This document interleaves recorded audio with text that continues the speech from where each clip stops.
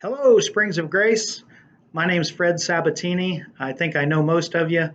Some of you maybe not, but I'm one of the five elder candidates, and I thought I'd just take a few minutes and share with you a little bit about my life and where I've come from and the journey I've taken up to this point, and in hopes that maybe you'd get to know me a little bit better. I'd love to talk to you personally or one on one. If you'd like to give me a call or shoot me a text or an email, and we could have lunch or grab a Coke and be happy to meet with any of you. But let me just start by taking you back in time a little ways.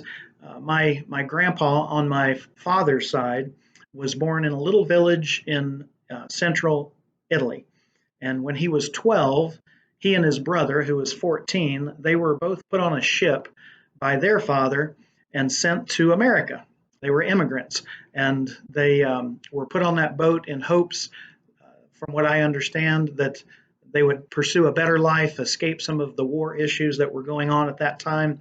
And he had a goal of the boys receiving an education, a college education in America, and then chasing their dreams. And so they set off across the ocean, landed at Ellis Island, got off, hopped on a train, and the Pennsylvania Railroad went to northern Indiana, where they traveled with some other friends and family that were immigrating at that time. And they landed in Logansport, Indiana, got off the train and started their life in America.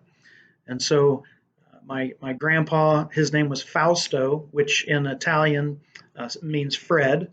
And so that's where I got my name, and interesting story about all the Freds in our family. But I have an old-fashioned name as my grandpa. Proud to have it. But he landed in Logansport, Indiana, and then worked for the Pennsylvania Railroad for 40 years before he retired. He carried water across his shoulders for the guys nailing the spikes down when he was a young man, and then worked his way up to being a boiler maker. And after 40 years, retired from the Pennsylvania Railroad, the only job he ever had in his life. Never left the county, never left the state, other than once or twice in his lifetime.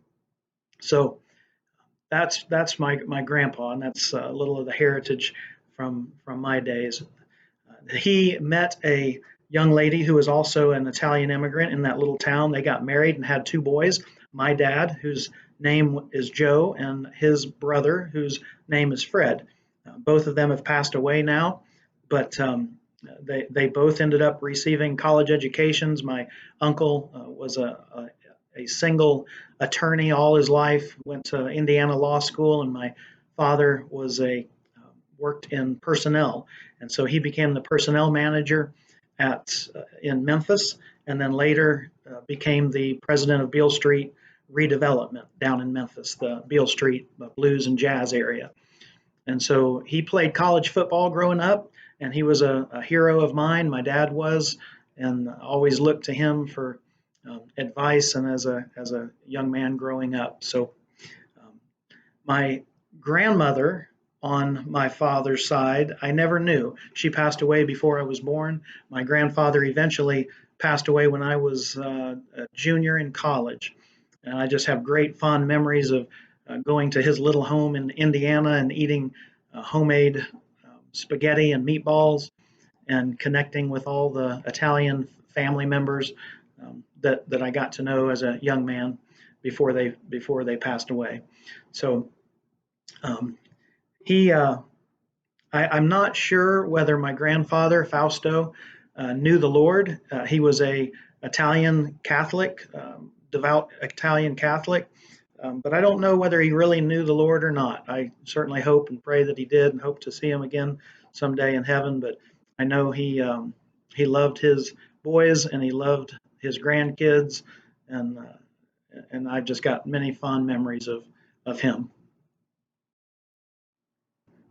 My grandfather on my mother's side was also a Fred, so I had no chance. I was going to be a Fred either way. He was an entrepreneur. He lived on the other side of the tracks, so to speak, from my Italian grandfather in this little town of Logansport. And as a young man, he worked at an auto parts store. At about 15, he had an opportunity to make payments to the owner and start making payments towards buying the auto parts store, which he eventually did. And he owned it for 40 years. he was the auto parts guy, an old building with wood floors and the bar stools at the front counter where the men would come in and sit while their car was being worked on or they were picking up parts. And I remember many, many, many times wandering up and down the back aisles of this auto parts store and playing with all the wrenches and seeing the mechanic in the back with his greasy hands working on cars. And so those were my memories of my grandfather on that side. But definitely from two sides of the track. Um, Neither one of them were happy when my mom and dad got married because to my Fred, who was the um, auto parts owner, he was letting his daughter marry this Italian, this dirty Italian, and from the other side, my Fausto was letting his son marry this non-Italian Methodist lady, and so it never was a hit between the two families. But eventually, they figured things out, and my mom and dad went to the same high school, grew up together, going to movies together. He was a high school football star. She was the homecoming queen, and it was that kind of a story. So they got married. I came up in a family with three kids. My brother's younger and my sister's older. And so that was the beginning of launching off into my family. Now, in my family, I don't remember at all ever seeing a Bible. Certainly never remember praying with my mom or dad or my family. Did not come up in a household where God was talked about or a relationship with Christ was talked about. We attended a Catholic church for maybe my first 8 years of my life, um, and I noticed that there wasn't any real relationship there. It was just going on Sundays, checking the box, and going home. And if anything, there was more guilt I could tell felt by my dad, and there was never felt a pull from the Lord at that time in my life.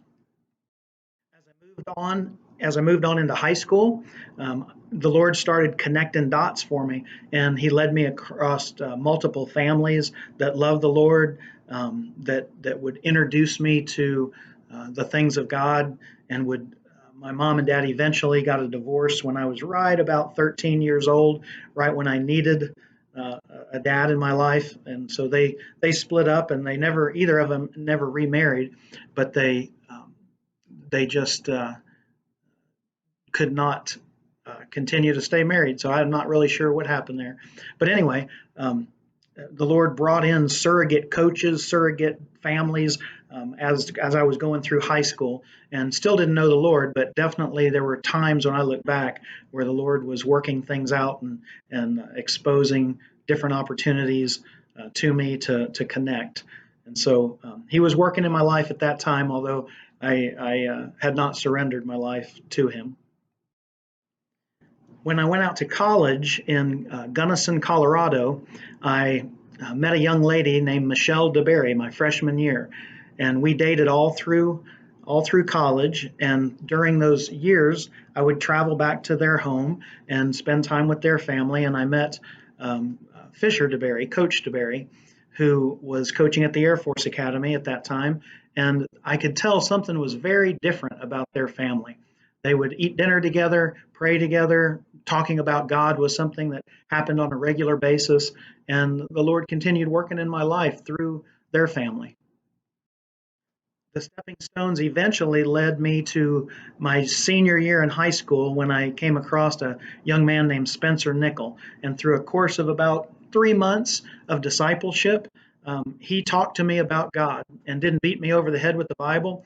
And about 3 months into that relationship, I found myself one night not being able to sleep. The Lord was pounding on my chest, and He woke me up, and I surrendered my life to Him, and it changed my life forever. I um, didn't see fireworks or anything crazy like that, but the next morning I walked to class and it was snowing, and I remember distinctly looking at people and seeing them totally different than I had seen them in the past.